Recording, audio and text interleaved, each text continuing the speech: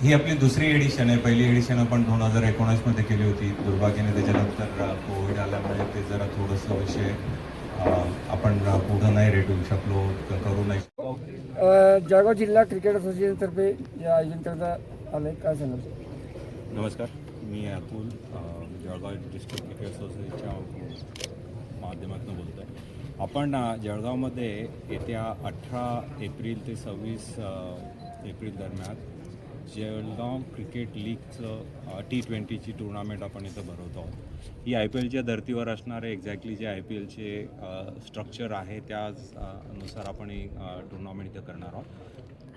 ही जळगाव जिल्ह्याचे जेवढे खेळाडू आहेत ज्यांचं डोमिसाईल जळगाव आहे त्या सर्व प्लेयरांसाठी उभी आहेत. त्यांच्या प्लेयरांचं रजिस्ट्रेशन आपण ऑलरेडी चालू केलेलं आहे. एकंदरीत 19 मॅचेस होणार आहेत. रॉबिन लीग बेसिसवरती टुर्नामेंट आहे.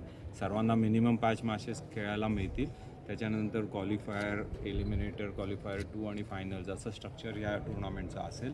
20 ओव्हरची आहे. व्हाईट बॉलवर असेल. सर्व नियम जे आहेत ते IPLचे असतील, इन्क्लुडिंग इम्पॅक्ट प्लेयर वगैरे जे नियम आहेत तेही आपण इथं इम्प्लिमेंट करणार आहोत. एक मोठी संधी सर्व खेळाडूंना आहे. एक प्लॅटफॉर्म आपण त्या निमित्ताने त्यांना निर्माण करून देतो आहे, जेणेकरून जळगाव डिस्ट्रिक्टची जी मुलं आहे हे वरच्या स्तरावर जाऊ शकतील, खेळू शकतील. आणि तसेच सर्व जळगावकरांसाठी, जळगाव जिल्ह्यासाठी ही एक अपॉर्च्युनिटी राहील की तेही येऊन मॅचेसचा थरार आणि अनुभवू शकता.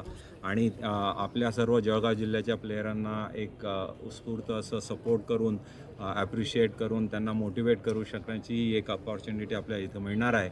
तर खेळासोबतच थोडं ग्लॅमरचा सेन्स असेल, एंटरटेनमेंटचाही सेन्स आहे, ते आपण बिल्ड करतो आहोत.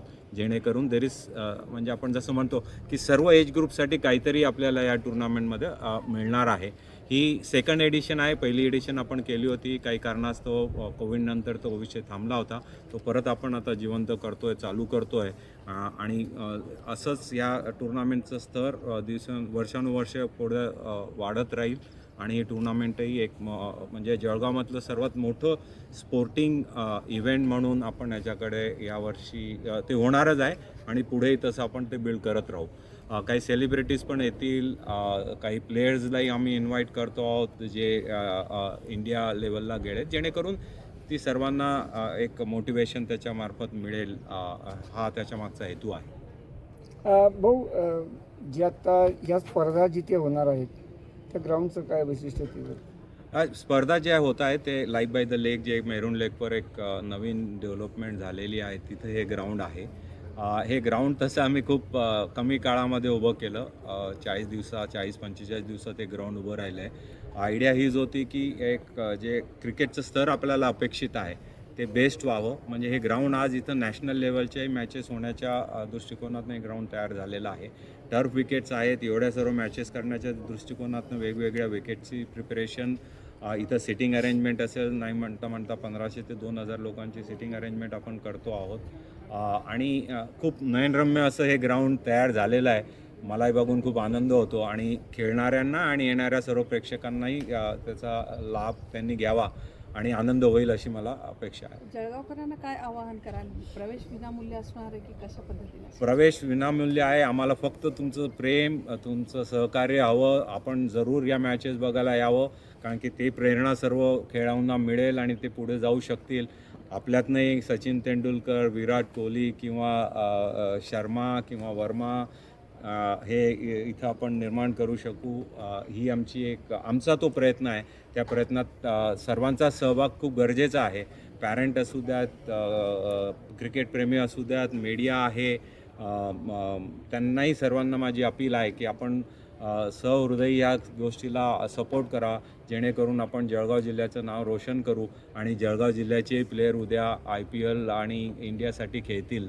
असं प्लॅटफॉर्म, अशी अपॉर्च्युनिटी आपण निर्माण करू शकतो. किती खेळाडूंची नोंदणी झालेली आहे आतापर्यंत? किती खेळाडू सहभागी होते? आतापर्यंत ऑलरेडी 175च्या वरती सहभाग नोंदवला गेलेला आहे प्लेयरांचा. आमचे काही निकष आम्ही लावलेले होते, त्या निकषाप्रमाणे ऑलरेडी तेवढे झाले आहेत.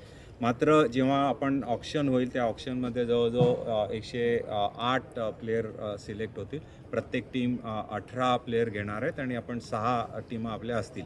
आणि ह्या टीमा ज्या आहेत ते आपण परत IPLच्या धर्तीवर जसं आपण विचार केला IPLमध्ये ज्या टीमा स्टेट किंवा सिटीच्या नावाने कॅपिटलच्या नावाने, तसं जळगावमध्ये आपण हे करताना त्याचे तालुकाचे जे आपले हेडक्वार्टर आहेत किंवा तालुक्याचे ज्या कॅपिटल त्यांच्या नावाने करतो, जेणेकरून म्हणजे जळगाव, पाचोरा, चाळीसगाव, जामनेर, रावेर आणि अमळनेर.